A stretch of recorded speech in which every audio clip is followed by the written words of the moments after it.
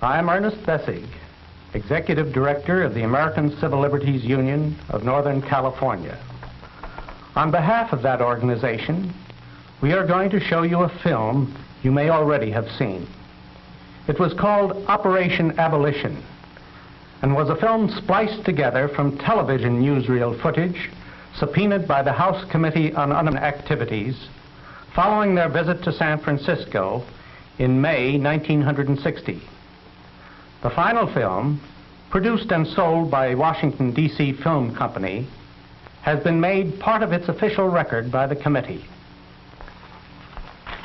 This is the committee's report, under date of October 7, 1960, entitled "The Communist-Led Riots Against the House Committee on Un-American Activities in San Francisco, May 12 to 14, 1960. Now, the American Civil Liberties Union, a large number of reliable eyewitnesses, including ministers, educators, attorneys, newspapermen, and broadcasters, disagree with that title, Communist-Led Riots. Yes, there were demonstrations against the committee, some newspaper editorials against the committee's tactics. In fact, fairly widespread questioning of the committee from persons representing many shades in the broad spectrum of American political opinion. No doubt some communists, both foreign and domestic variety, are against this committee. But we point out, and we will prove with their own film, that persons who demonstrate against the committee are not thereby communists or communist dupes. If you're to be called a communist every time you stand up for basic American rights and freedoms, what's likely to happen? Will you be silent? And if so, is this what the House Committee on Un-American Activities is really after? A silent, submissive, unprotesting America? If not, then why the falsifications in their own film? In a moment, you will see that film, known as Operation Abolition, but you will hear a corrected description of the events. The evidence offered by the committee to prove that the San Francisco demonstrations were communist manipulated is this film. But mark this well. The evidence lies not in the pictures you see, but in the words spoken by the Operation Abolition narrator. Some of the effect has been achieved also by skillful editing and by omission of certain newsreel sequences. But we're going to play fair, the American way. We don't think you answer lies and propaganda with more propaganda. We think that if we show you the original film with the same sequences in it, in the same positions, but tell you in straight, simple facts on which day each sequence was made, you'll see for yourself some of the things that occurred in San Francisco. In brief, what occurred was this. A 3-day hearing of the House Committee on Un-American Activities at the City Hall in San Francisco, Thursday, Friday, Saturday, May 12, 13, and 14, 1960. Students expressed their protest against the committee's tactics on all 3 days. On Friday afternoon, the second day, the police turned fire hoses on the demonstrators. Those are the simple facts. The committee would have you believe that everything that occurred was calculated to lead up to that Friday afternoon disturbance, and they tried to prove it by rearranging the scenes to fit that false assertion. One of the dozens of examples of telling you one thing and showing you quite another is this statement in the film by Chairman Walter. The scenes which you will be viewing were taken by newsreel photographers during hearings of the Committee on Un-American Activities in San Francisco, California on May the 12th, 13th, and 14th, 1960.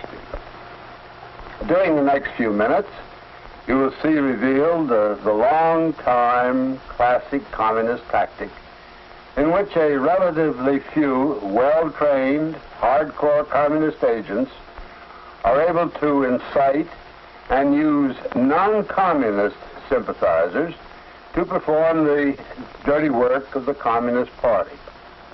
That, as you will see, is a totally unsupported propaganda statement, which is why the American Civil Liberties Union of Northern California has, in the interests of setting the record straight, called its version of the film Operation Correction.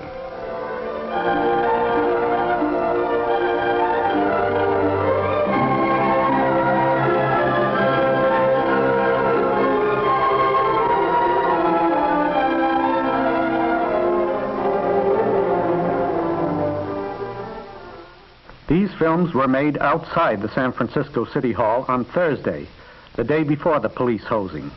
The students are exercising the American right to picket peacefully, a right guaranteed them and a right clearly recognized by the San Francisco Police Department. This group engaged in peaceful and orderly picketing from Thursday morning through Saturday without incident. Members of the Students for Civil Liberties of the University of California, joined by students from San Francisco State College and other schools, are present.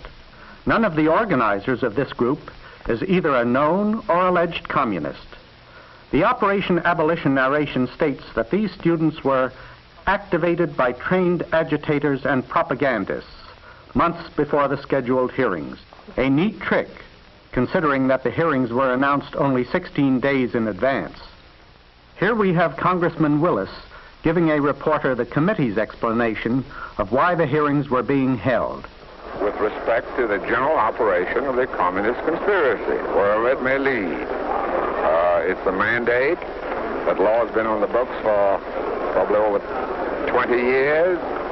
We receive our appropriations and our audit every year to maintain this general surveillance of the communist operations with the view of amending, improving, correcting laws having to do with our internal security. The Internal Security Act of 1950, Foreign Agents Registration Act, the Smith Act, and so on. This is part and parcel of our general studies of the machinations of the communist conspiracy. The committee hearings had been announced as public hearings, meaning that any citizen might go and see what his elected representatives to Congress were doing. One group of students was at this moment inside the City Hall, waiting to get into that hearing. In order to show you how the committee has falsified the facts by stringing scenes together without regard to the true sequence of events, from time to time, we're going to supply subtitles to indicate when the scenes were actually taken. But now, let's listen to the original narration. Leaders who had an active part in the San Francisco abolition campaign and the protest demonstrations were Harry Bridges, whom you see here being escorted out of City Hall by police officials moments before the rioting broke out. The truth is that Bridges was having lunch when the disturbance occurred and did not arrive at the City Hall until the hosing was over and order had been restored. FBI Director J. Edgar Hoover has reported the correct time of Bridges' arrival, and Congressman Walter finally admitted, quote, that the commentary is in error in stating that Bridges was escorted from City Hall before the rioting broke out, end quote. And order had certainly been restored when this scene was filmed, because this took place Saturday, the day after the fire hosing. Here's Archie Brown, a subpoenaed witness, described as playing a major role in inciting the demonstrations. He's doing no inciting here because one of these scenes took place on Friday and one on Saturday, both after the fire hose incident. The committee would have you think that the students are guilty of associating with Archie Brown simply because they were also at City Hall. In the present sequence, Brown is exercising his legal rights in distributing leaflets. This is Merle Brodsky, another subpoenaed witness, described as participating in the chanting and singing demonstrations immediately outside the hearing room. Brodsky was acting completely on his own. When he tried to get cooperation from student monitors of the picket lines, he got a flat turn down. Here is Douglas Wachter. The committee falsely claimed he played an important part in the student demonstration.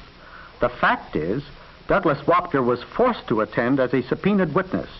He was not a leader of any demonstration. You will note that he is just finishing his testimony. Yet this shot shows him in the hallway with the students awaiting admission to the hearings. Now remember, the committee hearings were supposed to be public, so a lot of people came to attend simply as spectators. They queued up outside the hearing room, waiting to be admitted. They had assumed admission would be on a first-come, first-served basis, but the committee wasn't playing it that way. People bearing passes issued by the committee to carefully selected groups were admitted by the side door, and the overwhelming majority of the seats were occupied by these pass-carrying friends of the committee.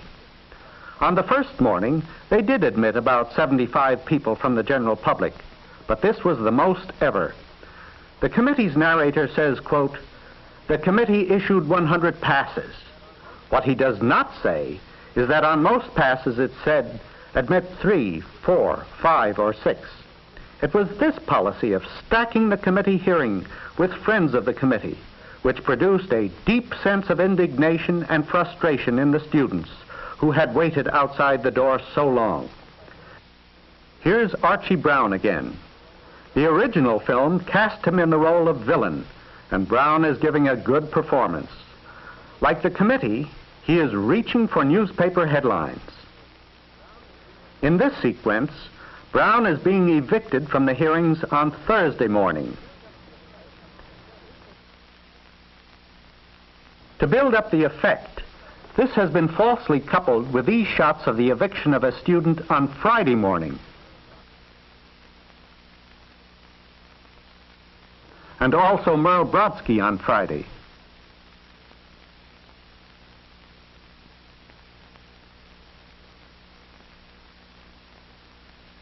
A glaring example of how the film transposes scenes is shown in the reappearance of Douglas Wachter. Wachter was previously shown leaving the witness stand. Now he's just appearing on the stand and testifying at some length. Remember, Wachter was forced to be present because he was subpoenaed. Unlike Archie Brown, Wachter didn't behave badly and wasn't tossed out of the hearings. Why then does the film spend so much time with him? It is because he is an alleged communist and a college student. Because you see one alleged communist student and then many other students, the committee would have you lump them all together and believe that all of the demonstrating students were communists. This is known as guilt by association, the committee's favorite weapon in smearing all kinds of people. Let's listen now to the mild-mannered Douglas Wachter testifying. It punishes individuals and groups for their political ideas and associations through public exposure and condemnation. Now, I'm sorry. You are refusing to answer on the basis of the First Amendment. Is that correct? I have objected to the question. It punishes individuals and groups for their political ideas and associations through public exposure and condemnation, often resulting in economic sanction. I cannot cooperate with the committee in answering any such questions. I feel I have an obligation as a citizen of this country to preserve the Constitution, and I do not feel I can do so in good conscience by allowing the House Un-American Activities Committee to inquire into my beliefs or associations. Wachter is then ordered and directed to answer the question whether he is a Communist Party member. Here is his response. I decline to answer that question on the grounds previously stated, and I also respectfully refuse to answer that question on the constitutional grounds that I cannot be forced to bear witness against myself. Perhaps these crowd shots were designed to link Wachter to the demonstrating students.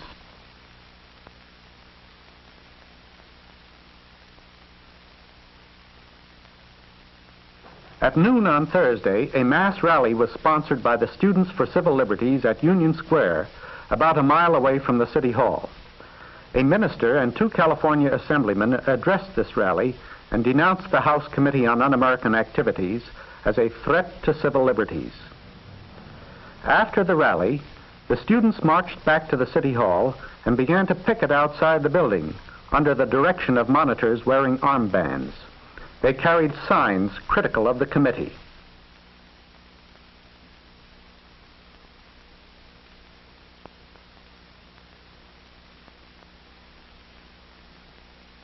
Here is Police Inspector Dan Shelley on duty outside the door of the hearing room on Thursday morning, waving back the students who were unable to gain admission.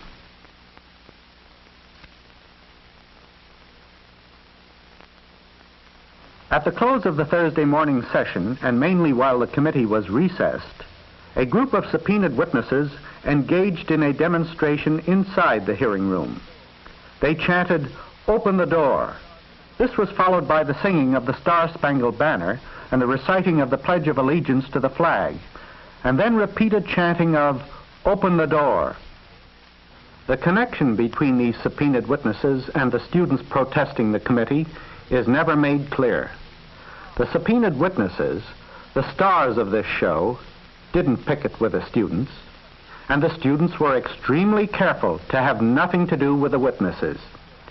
Yet this cutting back and forth, these honest and accidental mistakes, to quote Chairman Walter again, would have you believe that there was a connection. The original film distorted the account of the demonstration in the hearing room in 3 ways. First of all, it concealed the fact that most of this time the committee wasn't even in session. Second, it hid the immediate reason for the demonstration. The fact was, some of the subpoenaed witnesses had presented a petition to the committee asking them to move to a larger room, or else admit people on a first-come, first-served basis. The committee refused to consider the petition.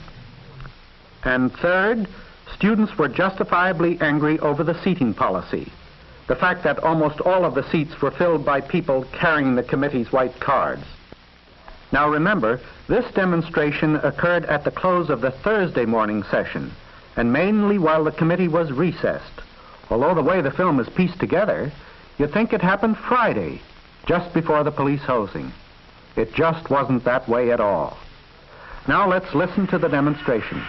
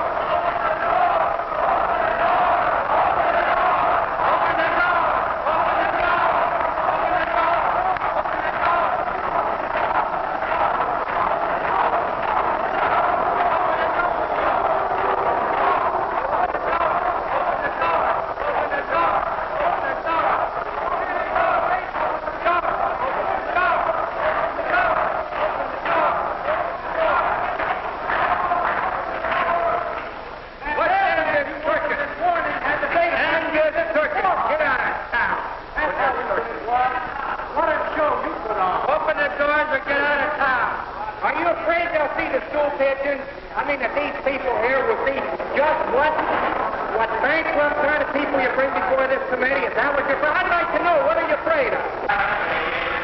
Join in!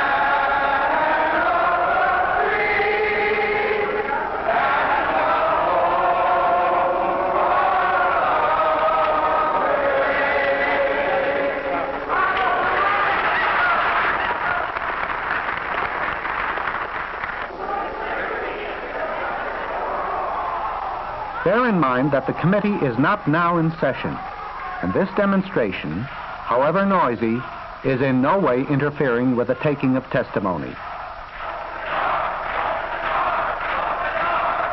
Open the door! Open the door! Open the door!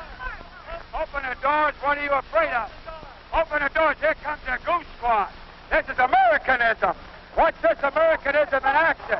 Oh, watch this Americanism in action! Watch this Americanism! Oh.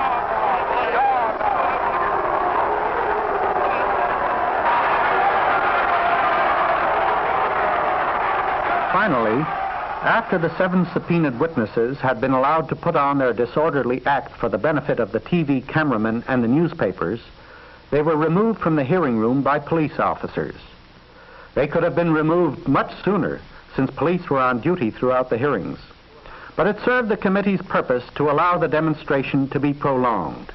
In fact, both the committee and the demonstrators were bidding for headlines.